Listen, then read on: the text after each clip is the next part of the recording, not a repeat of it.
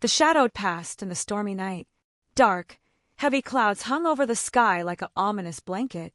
The rain wasn't merely falling in drops. It descended in freezing, sharp needles, pelting relentless against the ancient, towering facade of Blackwood Manor.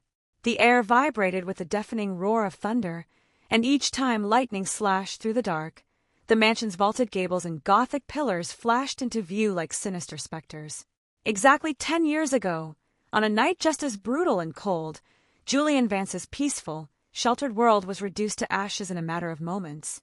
Julian Vance, the sole heir to the prestigious Vance legacy, had spent 18 years of his life surrounded by love, respect, and affluence. His father, Sir William Vance, was revered as one of the city's most honorable and philanthropic figures. He had spearheaded the economic prosperity of Port City and provided shelter and livelihood to thousands. But Sir William had been blind to the venomous serpent lurking within his own household.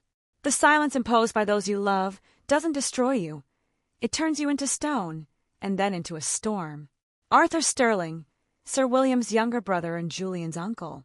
On the surface, Arthur was an impeccably refined, soft-spoken gentleman. Beneath that polished exterior, however, raged a desperate, envious monster. For years, Arthur had coveted the Vance empire, convincing himself that its immense wealth and power belonged solely to him, and that Sir William was nothing more than an obstacle in his path. On that fateful, stormy night, Arthur executed his ruthless plan. He bribed the estate's security staff to abandon their posts and ushered Port City's most notorious mercenaries inside.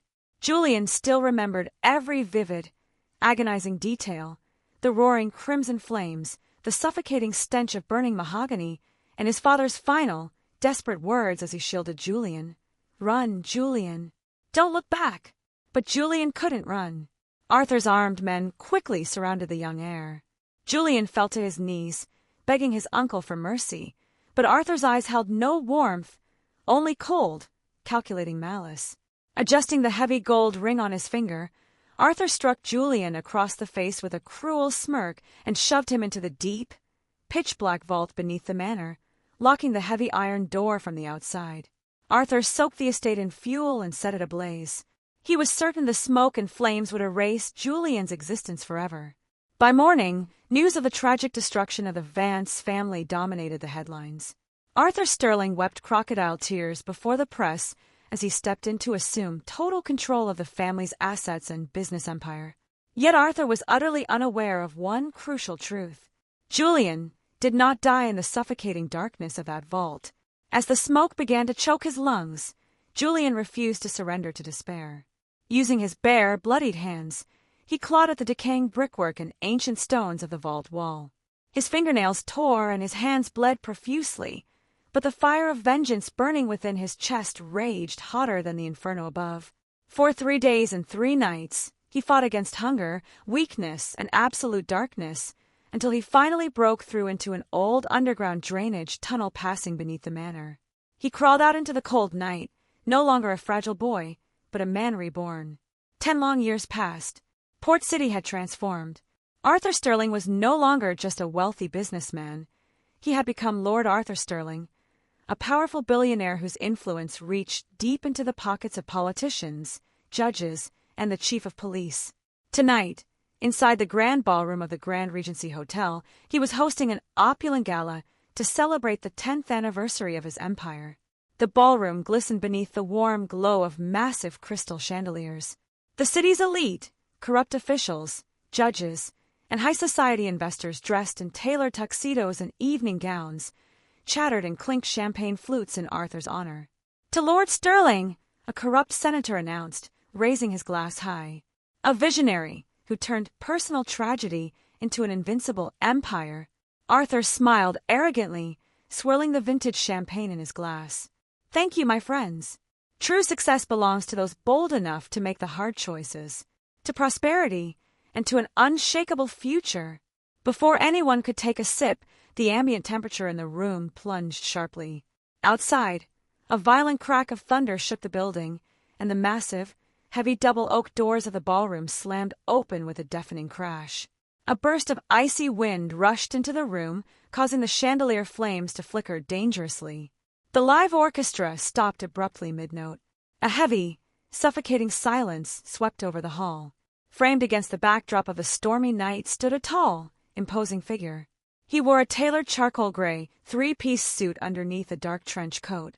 His face possessed a cold, impenetrable calm, and his pitch-black eyes held no emotion, no fear, and no mercy. The stranger stepped across the threshold. The heavy, measured thud of his boots against the polished marble floor echoed like a drumbeat of impending doom. "Who is this man? Where is security?" Arthur demanded, stepping forward as a flicker of unease crossed his face. Two bulky security guards rushed the stranger, reaching out to grab him. Without even breaking his stride, the man caught the first guard's wrist, twisting it downward with fluid, devastating precision until the guard dropped to his knees with a groan. The second guard froze in horror at the stranger's calm, lethal efficiency. Ignoring them completely, the man walked directly toward Arthur Sterling, stopping mere feet away. Deliberately, the stranger unbuttoned his right leather glove and pulled it off. On his ring finger sat a heavy signet ring crafted from black onyx, engraved with the ancient crest of the Vance family, a phoenix rising from ashes. The champagne glass slipped from Arthur's trembling fingers, shattering onto the marble floor and splashing crimson liquid over his polished shoes. The color drained completely from his face. "No, it can't be," Arthur stammered, taking a trembling step back. You died in that fire." Julian Vance slowly lifted his head, his deep, resonant voice echoing through the silent room like a freezing wind. "You locked me in the dark and forced me into silence, Uncle Arthur, but you forgot that monsters grow in the dark. You gave me silence, and I have brought that silence back to destroy you."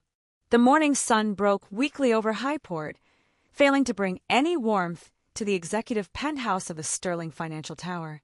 Inside the vast, glass-walled boardroom, the city stretched out below, but Lord Arthur Sterling was blind to the view. He paced the plush velvet carpet like a cornered animal, his necktie loosened, his eyes bloodshot and hollowed out by a sleepless night. 12 hours had passed since Julian's chilling appearance at the gala, and the ghost of Blackwood Manor was already systematically tearing Arthur's world apart without firing a single shot. "Where is he staying?" Arthur roared, slamming his heavy fist onto the long mahogany conference table. "How does a dead man suddenly acquire enough liquid capital to buy up 12% of my publicly traded shares in a single morning session?" At the head of the table sat Arthur's chief legal strategist, Marcus Vance, a ruthless attorney who shared Julian's surname by coincidence, but had long sold his soul to Arthur's payroll. Marcus wiped sweat from his brow, staring anxiously at a stack of freshly printed financial alerts. "He isn't acting alone, Arthur," Marcus said, his voice trembling slightly. "The capital is flowing through an offshore hedge fund named Phoenix Holdings.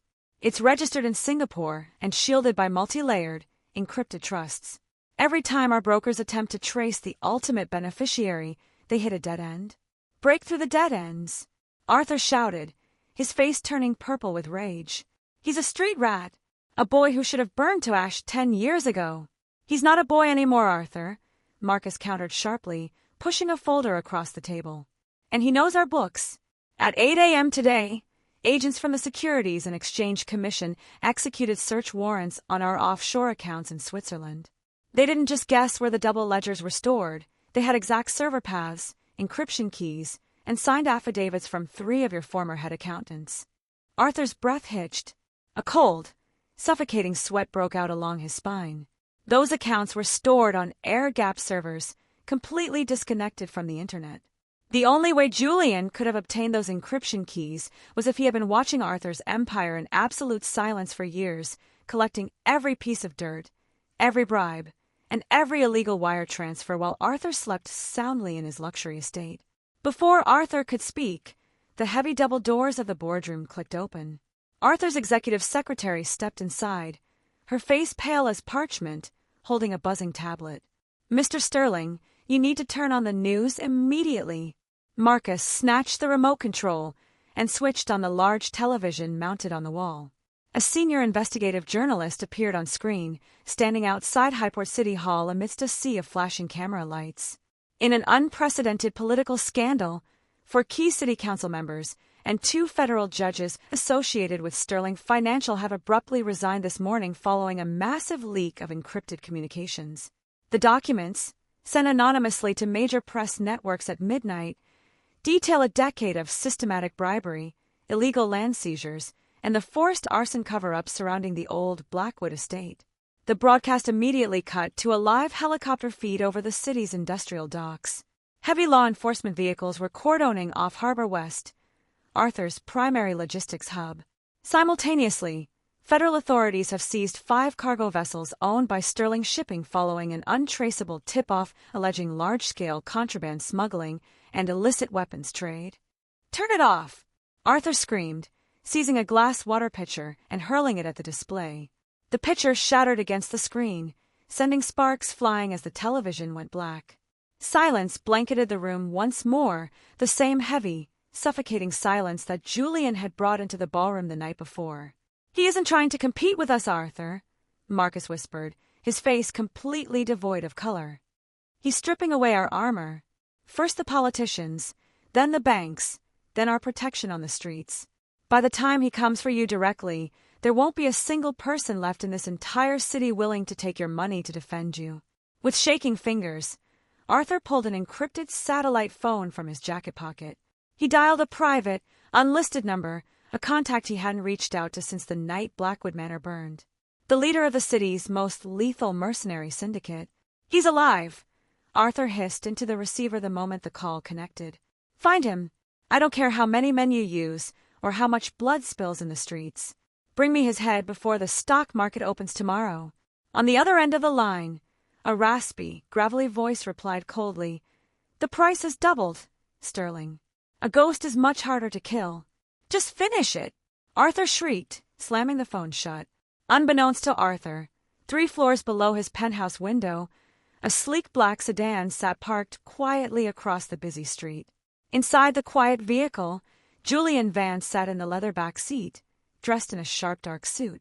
An earbud was wedged into his ear, receiving a crystal-clear audio feed from a high-frequency laser microphone pointed directly at Arthur's boardroom window. He heard every word of Arthur's desperate order. Julian didn't flinch. A slow, chillingly calm smile touched the corners of his lips.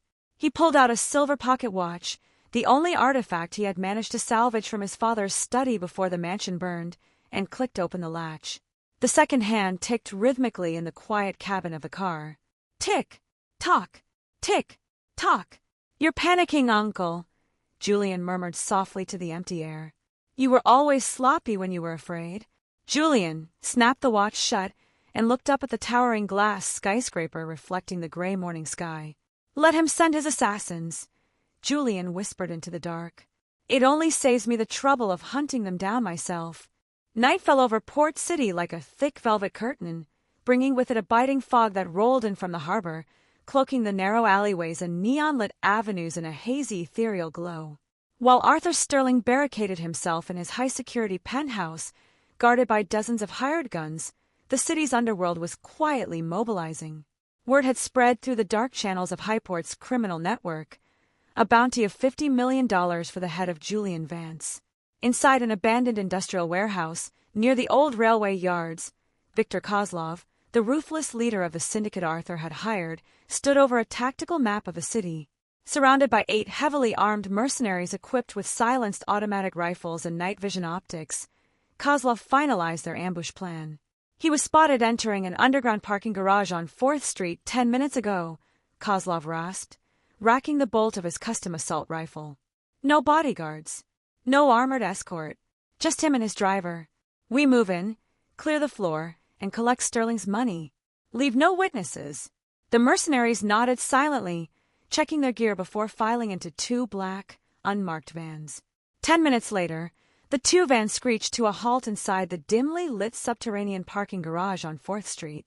The air was thick with the scent of damp concrete and gasoline. The flickering fluorescent lights overhead cast long, eerie shadows across rows of parked vehicles. Kozlov's men deployed with military efficiency, fanning out in a tactical sweep, their rifle barrels pointed into the shadows. In the center of the structure, parked beneath a flickering light, stood Julian's black sedan. The engine was silent, the windows heavily tinted. "Target vehicle acquired," one of the mercenaries whispered into his comms headset. "Moving in." Four men approached the sedan from the sides, rifles raised, while Kozlov and the remaining team held back to cover the exits. On Kozlov's signal, two mercenaries breached the driver and passenger side doors, hauling them open. The car was completely empty. Instead of a driver, a small black device mounted on the dashboard blinked with a steady, pulsating red light. "Beep, beep, beep. It's a trap!" Kozlov yelled, but his warning was swallowed by a sudden, sharp pop. The device detonated a high-intensity flashbang and smoke canister, filling the garage with a blinding white flash and a thick cloud of obscuring fog. Coughing and disoriented, the mercenaries raised their weapons, spraying blind gunfire into the mist. "Cease fire! Cease fire, you idiots!" Kozlov roared, wiping his streaming eyes. From the fog above, a shadow descended. Julian Vance moved through the chaos like a silent phantom of the night. He didn't rely on guns or brute force. His movements were precise, swift, and lethal. Before the first mercenary could adjust his night vision goggles, Julian emerged behind him, striking a nerve cluster on his neck that dropped the man instantly to the cold concrete. Another mercenary spun around, firing a burst, but Julian was already gone, sliding beneath a parked SUV. He swept the man's legs out from under him, disarmed his rifle with a swift twist, and rendered him unconscious with a single targeted blow. Panic seized Kozlov's remaining men. "He's in the shadows! Shoot! You came hunting a ghost, Kozlov!" Julian's voice echoed through the garage, disorienting and impossible to pinpoint. "Did you really think the dark belonged to you?" One by one, the sounds of scuffles, suppressed thuds, and groans echoed through the foggy garage, followed by the heavy clatter of dropped weapons. Within less than 3 minutes, 7 of Kozlov's elite operatives lay unconscious on the floor. Kozlov backed away toward his van, his hands shaking as he raised a sidearm, wildly aiming at every flicker of shadow. "Show yourself, Vance! Face me like a man!" A tall figure stepped out of the fog just 6 feet away. Julian walked calmly toward him, his dark trench coat unbuttoned, his expression utterly undisturbed. Kozlov squeezed the trigger, click. The magazine dropped from his pistol, falling into Julian's open hand. Julian had stripped the clip with a single lightning-fast gesture before Kozlov could even process the movement. Before the syndicate leader could react, Julian grabbed Kozlov by the throat, slamming him against the side of the van with terrifying strength. Kozlov gasped for air, staring into Julian's obsidian eyes. For the first time in his blood-soaked career, Kozlov felt genuine, paralyzing terror. "Tell Arthur," Julian said softly, his voice chillingly calm, "that his money cannot buy him an escape from the grave he dug. Every man he hires, every politician he pays, every lie he tells, will only make his fall more painful." Julian released his grip, letting Kozlov slump to the floor, gasping and clutching his neck. Julian casually tossed the empty handgun onto the hood of the van, turned his back on the broken syndicate leader, and walked out into the misty night sky, leaving the shadows behind him. The damp morning air hung heavy over Harbor West, Highport's sprawling maritime district. Rusting cranes stood like steel giants against a gray sky, while massive cargo ships bobbed quietly against the docks. For decades, Harbor West had been the beating heart of Arthur Sterling's off-the-books network. Behind the legitimate facade of shipping machinery and international trade, these docks served as the primary entry point for illegal contraband, untaxed goods, and weapon shipments that fueled Arthur's political influence and secret funds. Inside Control Building 3, Arthur's primary dock master, a hardened man named Vance Miller, stood over a desk cluttering with shipping manifests. Outside, dozens of armed guards disguised as dock workers patrolled the perimeter, keeping a vigilant eye out for any sign of trouble. "Make sure Container Group C is loaded onto the freighter before sunrise," Miller barked into his radio, his tone laced with nervous urgency. "Lord Sterling wants those ships out in international waters today." "Understood, sir," the radio crackled back. "Everything is on schedule." Miller leaned back, rubbing his bloodshot eyes. Ever since the news broke about the political resignations and SEC raids, the entire operation had been on edge. But here at the docks, surrounded by reinforced steel fences and private security, Miller believed they were safe. He was wrong. At 4 a.m., the primary power grid across Harbor West suddenly failed. The towering floodlights plunged into absolute darkness, and the rhythmic hum of the cranes died instantly. Emergency sirens wailed briefly before short-circuiting into silence. "What happened to the generators?" Miller shouted, grabbing his flashlight and stepping out onto the elevated gantry. Down on the docks, panic broke out among the security guards. Beams of flashlight beams cut wildly through the dense fog as men shouted commands to one another. "Check the main transformer," a guard yelled. "It's an electrical cut." From the top of a shipping container 60 feet above the ground, Julian Vance watched the chaos unfold.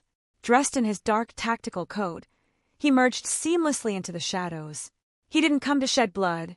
He came to seal the vault. Julian pressed a button on a small handheld transmitter. Simultaneously, encrypted digital files were transmitted directly to the servers of the Federal Maritime Commission, the Coast Guard, and national news outlets. The files contained live GPS coordinates, bill of lading numbers, and thermal imaging scans detailing the exact contents of every illegal container sitting on the docks. Before the guards could locate the power malfunction, the loud, rhythmic wail of federal sirens echoed in the distance, growing louder by the second. Red and blue emergency lights cut through the heavy fog as a fleet of Coast Guard vessels sped into the harbor, while dozens of federal tactical vehicles smashed through the outer perimeter gates of the shipyard. "Federal agents, keep your hands where we can see them. Drop your weapons." Loudspeakers boomed across the docks. The guards dropped their flashlights and weapons, raising their hands in utter shock. They had been caught completely unprepared, pinned between federal agents on land and Coast Guard cutters at sea. Inside the control office, Miller frantically tried to wipe the hard drives on his terminal, but his screen locked. A message flashed across the monitor in bold white letters.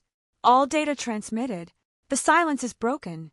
Miller's knees gave way, and he collapsed onto his chair just as federal agents kicked open the office door, weapons drawn. High above the chaos, standing on the edge of the highest crane, Julian looked down at the flashing lights below. He watched as federal officers seized billions of dollars in illegal assets, the financial backbone that kept Arthur's political machine alive. Julian's satellite earpiece chimed. "Julian," came the smooth voice of his legal intelligence lead. "The federal court has just issued an emergency freeze on every bank account linked to Sterling Logistics. Arthur Sterling is officially bankrupt. He has no money, no security detail left, and no political leverage." Julian pulled out his father's silver pocket watch and opened the latch. The gold hands glinted in the flashing blue lights below. Tick, tock, tick, tock. "He has nowhere left to run," Julian said quietly into his headset. "Assemble the legal team and inform the authorities. It's time to go back to Blackwood Manor." Julian closed the watch, turned toward the shadows, and vanished into the night. By mid-afternoon, the sun sat heavy behind a gray haze, casting in pale, sickly light over the private grounds of Arthur Sterling's country estate. The news was catastrophic. The seizure of Harbor West had triggered a domino effect. Federal freeze orders were applied to every domestic and offshore account associated with Sterling Financial within hours. The banks had closed their doors to him. His board of directors had voted unanimously to strip him of his executive titles. His political allies had turned off their phones. Lord Arthur Sterling was no longer a lord. He was a fugitive waiting for the hand of the law, or the ghost of his nephew, to choke the life out of him. Inside his lavishly appointed study, Arthur stood before a towering antique safe, his trembling hands frantically shoving stacks of bearer bonds and loose diamonds into a leather duffel bag. "Where is Marcus?" Arthur shrieked, looking over his shoulder at his chief advisor, who stood quietly near the mahogany desk. He was supposed to have the private jet fueled at the secondary airfield by 3 o'clock. Marcus Vance leaned against the edge of the desk, his hands casually tucked into his pockets.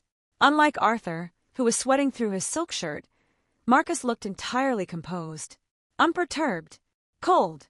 "The jet isn't coming, Arthur," Marcus said softly. Arthur froze, his hand hovering inside the open vault. He turned slowly, his eyes wide with disbelief. "What did you say?" "I said the jet isn't coming," Marcus repeated, his voice carrying a calm, flat tone that chilled Arthur to his bones. "The pilot was grounded by the Federal Aviation Administration 2 hours ago." And even if he could fly, the runway has been cordoned off by state troopers. Arthur dropped the leather bag, stepping toward Marcus with his fists clenched. You useless fool. I paid you tens of millions over the last decade. I made you the most powerful attorney in the city. Call your contacts. Clear the runway. Marcus let out a short, hollow laugh. He straightened up, pulled a sleek silver flash drive from his pocket, and tossed it onto the desk between them.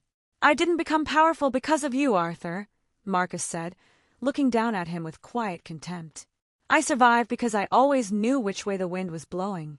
10 years ago you offered me a choice, help you cover up the arson at Blackwood Manor, or end up in the cellar with Julian. I took your money because I had a family to protect. Arthur's face drained of color. Marcus, you wouldn't. I kept every record, Arthur, Marcus continued, his eyes locking onto Arthur's panicked gaze. Every fraudulent wire transfer, every order you signed to intimidate witnesses, every bribe paid to the coroner. For 10 years, I kept a copy of everything in a vault you knew nothing about. You traitorous rat! Arthur screamed, lunging across the desk to grab Marcus by the lapels. Marcus didn't even flinch. He caught Arthur's wrists in midair, shoving the older, weakened man backward with effortless strength. Arthur stumbled over his own feet, crashing heavily onto the hardwood floor. I didn't betray you today, Arthur, Marcus said, looking down at the broken billionaire lying on the rug. I betrayed you 6 months ago, the moment Julian Vance walked into my office in Singapore and laid out his plan. Arthur gasped, his eyes wide with horror as the truth settled over him like an avalanche. Julian, you've been working for him. Julian didn't need to hunt you down, Arthur, Marcus said, stepping toward the door. He just needed someone close enough to hand him the keys to your kingdom. Every file the SEC received, every shipping manifest the Coast Guard intercepted. I gave them to him. You built your empire on fear and bribery, Arthur. Did you really think the men you bought would stay loyal when the money ran out? Marcus opened the heavy oak door of the study. Standing in the hallway outside were 2 federal marshals, their expressions stern and unyielding. He's all yours, gentlemen, Marcus said calmly, stepping aside. Marcus! No. Come back here. I'll pay you double. I'll give you everything. Arthur shrieked, scrambling across the floor on his hands and knees, clutching at the rug. The marshals stepped into the room, their handguns resting in their holsters as they looked down at the desperate, weeping man crawling toward them. Arthur Sterling, one marshal announced, his voice echoing in the grand room. You are under arrest for federal wire fraud, racketeering, and conspiracy to commit murder. Arthur looked past the marshals, out through the floor-to-ceiling windows of his study. Parked at the edge of the long driveway, sitting quietly in the shade of the weeping willow trees, was a sleek black sedan. Inside the vehicle, Julian Vance sat watching through the tinted glass. He didn't gloat. He didn't smile. He simply watched as the man who had stolen his youth was stripped of his freedom, piece by piece. Arthur closed his eyes and let out a broken, hopeless sob as the cold steel of the handcuffs clicked tightly around his wrists. The sanctuary had fallen. The rain had returned, washing over the charred, skeletal remains of Blackwood Manor. The ancient estate sat like a dark monument to a forgotten crime, its blackened stone walls and hollowed-out window frames silhouetted against the flash of distant lightning. However, Arthur Sterling was not in a police cell. With his vast remaining cash reserves and the help of a corrupt, high-ranking precinct commander whom Marcus had missed, Arthur had managed a desperate, violent escape during his transport to the federal detention facility. Dressed in a rain-soaked, mud-stained suit, his eyes wild with unhinged desperation, Arthur had fled to the one place no one expected him to go, the ruins of Blackwood Manor. He knew Julian would come here. This was where it had all started 10 years ago, and this was where it had to end. In his right hand, Arthur clutched a heavy, nickel-plated revolver, a weapon he had retrieved from a hidden emergency cache inside the estate's old gatehouse. Julian! Arthur's voice cracked, echoing through the hollow, roofless grand hall of the ruined manor. Rain poured through the exposed ceiling beams, splashing onto the charred floorboards. Come out, you coward! Show yourself! The wind howled through the empty corridors, carrying with it the eerie whistle of the storm. You think you won? Arthur shouted into the dark, his footsteps squelching through puddles and debris. You ruined my life. You destroyed my name. But as long as I am breathing, the Vance legacy dies with you. From the far end of the long, shattered hallway, a slow, deliberate sound echoed above the roar of the rain.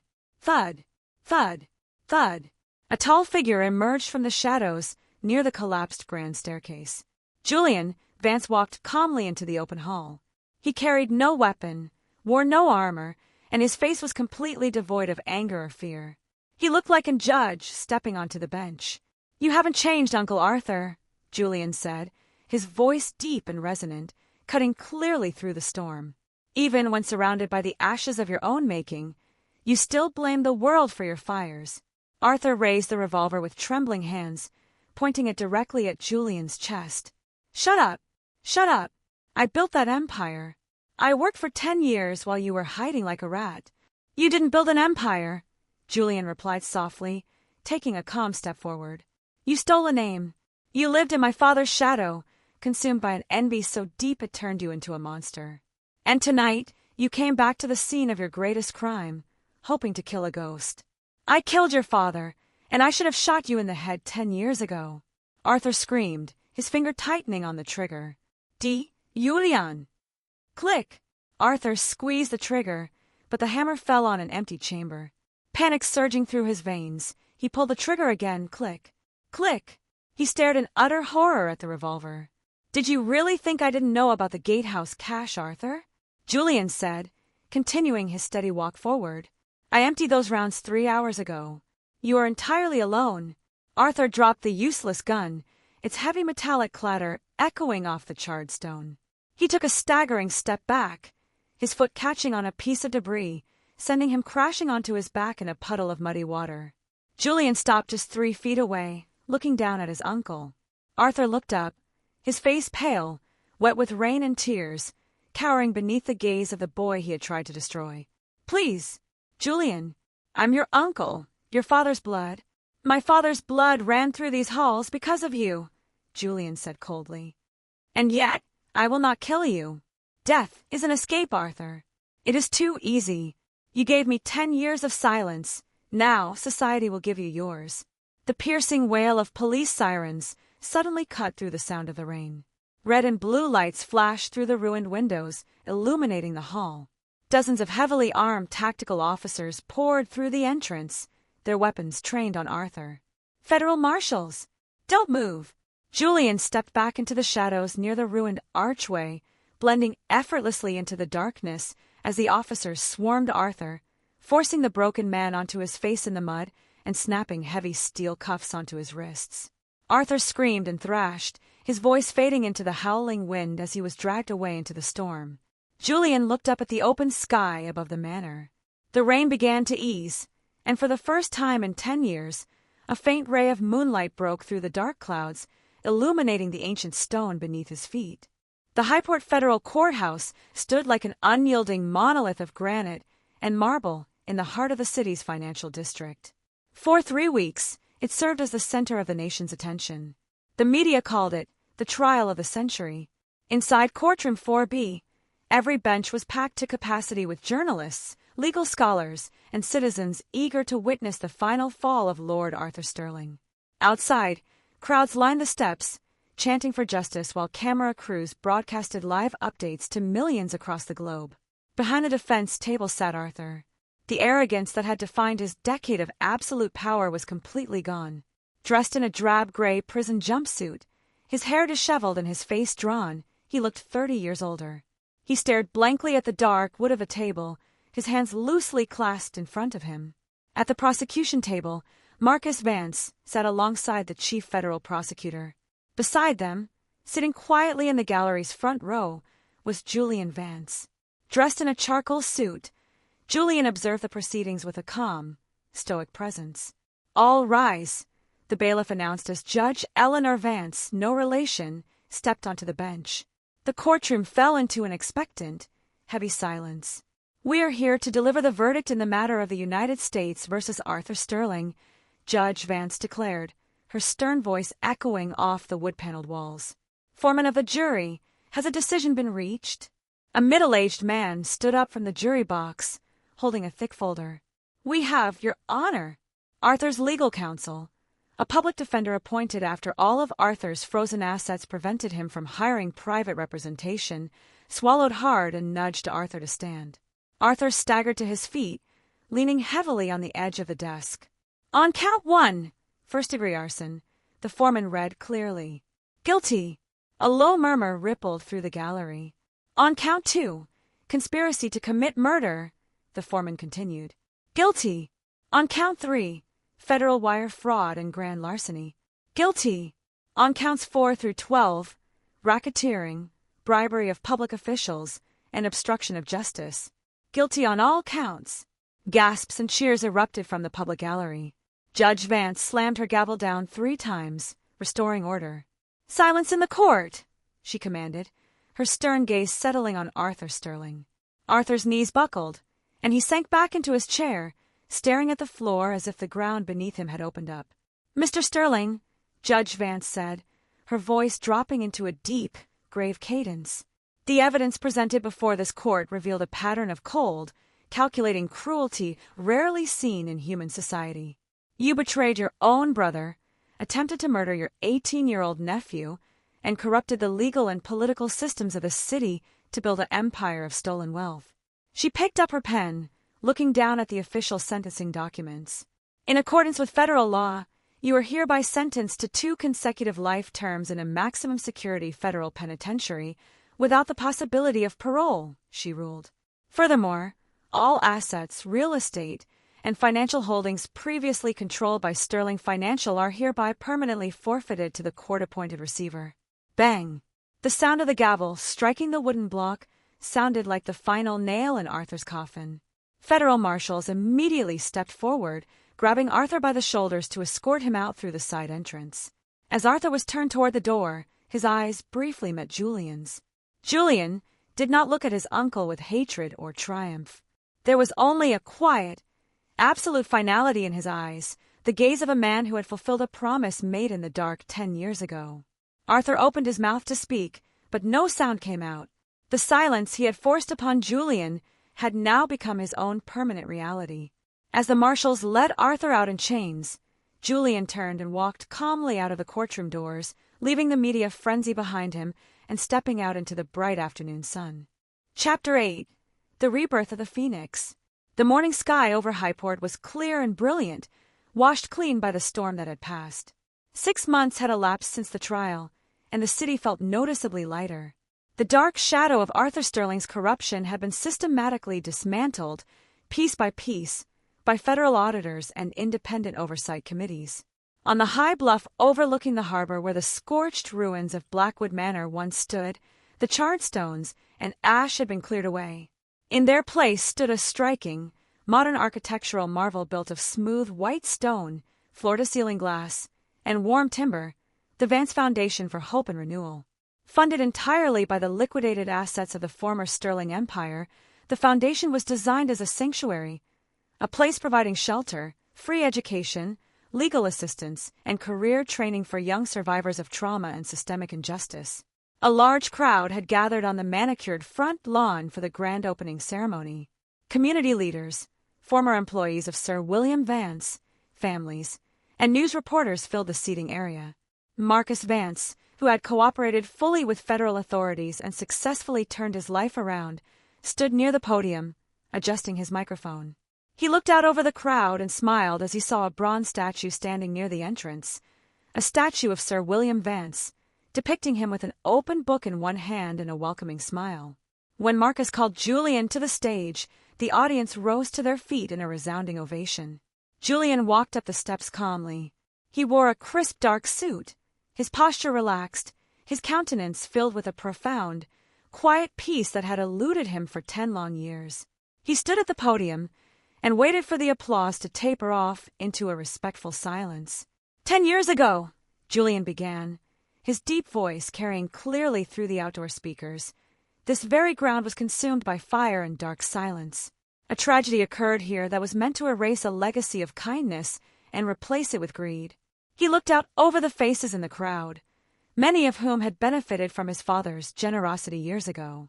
For a long time, I believed that the only answer to that darkness was retribution, Julian continued softly. I thought that bringing down those who wronged my family would bring me peace.